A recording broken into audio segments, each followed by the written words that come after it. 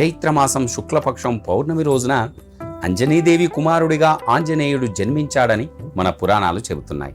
అందుకే హిందూ మతంలో హనుమాన్ జయంతికి చాలా ప్రాముఖ్యత కలిగి ఉంది. ఈ సంవత్సరం హనుమాన్ జయంతి ఎంతో వైభవంగా జరుపుకోనున్నారు భక్తులందరూ కూడా. ఎంతో ప్రీతికరమైన ఈ రోజున ఆ హనుమాన్ జయంతి రావడం కూడా అత్యంత శుభకరం. ఆంజనేయ స్వామి వారిని ప్రసన్నం చేసుకునేందుకు భక్తులు ఉపవాసాన్ని పాటించాలి. అంటే ఆ రోజున పూజలు చేయడంతో పాటు కొన్ని ప్రత్యేకమైన పరిహారాలు పాటించాలి. హనుమాన్ జయంతి రోజు పొరపాటున కూడా కొన్ని తప్పులు చేయకూడదు. హనుమాన్ జయంతి రోజున మాంసం, మద్యం పొరపాటున కూడా ముట్టుకోకూడదు. ఆ రోజు వీలైనంత వరకు ఉపవాసం ఉండేందుకు ప్రయత్నించాలి. ఈ రోజున విరిగిన హనుమంతుడి విగ్రహాన్ని లేదా చిరిగిన చిత్రపటాన్ని పూజించకూడదు.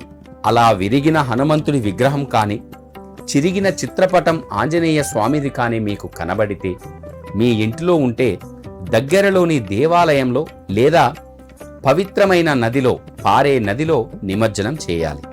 మంచి విగ్రహాన్ని తీసుకొచ్చి పూజను చేయాలి. చిరిగిన విరిగిన హనుమానుకు పూజలు చేయరాదు. హనుమంతుణ్ణి పూజించేందుకు ఎరుపు, నారింజ, పసుపు రంగు దుస్తులను ధరించాలి. ఈ రోజున ఎట్టి పరిస్థితుల్లో తెలుపు, నలుపు రంగు దుస్తులు ధరించకుండా ఉండాలి. అలా ఉంటేనే మంచిది. మరీ ముఖ్యంగా హనుమంతుడికి ఇష్టమైన కాషాయం రంగు దుస్తులు వేసుకుంటే ఆయన ఎంతో సంతోషిస్తాడు. ఆంజనేయ స్వామి వారికి పొరపాటున కూడా పంచామృతాన్ని పెట్టకూడదు. వాటితో అభిషేకం కూడా చేయకూడదు. బజరంగ్ బలికి ఇష్టమైన శనగపప్పు, బూందీ లడ్డు సమర్పించడం శుభప్రదంగా భావించాలి. ఈ హనుమాన్ జయంతి రోజున ప్రతి ఒక్క భక్తుడు కూడా ఉపవాసాన్ని పాటించాలి. ఒకవేళ ఉండలేని వాళ్ళు సాత్విక ఆహారాన్ని తీసుకోవాలి. సాత్విక ఆహారం అంటే పళ్ళు, ఫలాలు, పాలు, ఇలా అవి కూడా ఉప్పు లేకుండా తీసుకోవడం అత్యంత శుభప్రదం. హనుమాన్ జయంతి ఉపవాసానికి ముందు రోజు ప్రతి ఒక్క భక్తుడు కూడా రాత్రి నేలపై పడుకొని ఆ శ్రీరాముడు, సీతాదేవి, హనుమంతుణ్ణి స్మరించుకోవాలి. ఉదయాన్నే బ్రహ్మముహూర్తంలో నిద్రలేచి స్నానం చేసి శుభ్రమైన దుస్తులను ధరించాలి. పూజ గదిలో ఒక చిన్న పీట వేసి దానిపై ఎరుపు రంగు వస్త్రాన్ని పరచాలి. తరువాత దానిపై హనుమంతుడి విగ్రహాన్ని ప్రతిష్ఠించాలి.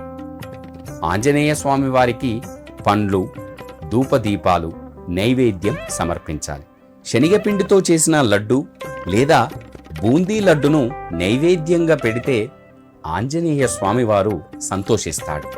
ఆ తర్వాత హనుమాన్ చాలీసా, సుందరాకాండ పఠించాలి. ఇలా చేయడం వల్ల ఆ హనుమంతుని ఆశీస్సులు మెండుగా లభిస్తాయి. ఆవ నూనెలో నల్ల నువ్వులు వేసి దీపం వెలిగిస్తే శనిదోషం కూడా తొలగిపోతుంది. హనుమంతుడికి మల్లెపువ్వు నూనె దీపం అంటే చాలా ఇష్టం. చాలా పురాణాలలో ఇది చెప్పబడింది. ఆంజనేయ స్వామి వారికి ఇష్టమైన నూనె మల్లె నూనె. ఆ మల్లె నూనెతో ఈ హనుమాన్ జయంతి రోజు దీపాన్ని కనుక భక్తులు వెలిగిస్తే చాలు, మీ కోరికలన్నీ కూడా త్వరగా నెరవేరుతాయి. హనుమాన్ జయంతి రోజున భక్తులందరూ కూడా భక్తి శ్రద్ధలతో ఆంజనేయ స్వామివారిని పూజించి ఆ స్వామివారి కృపకు పాత్రులవుతారు. జై శ్రీరామ్.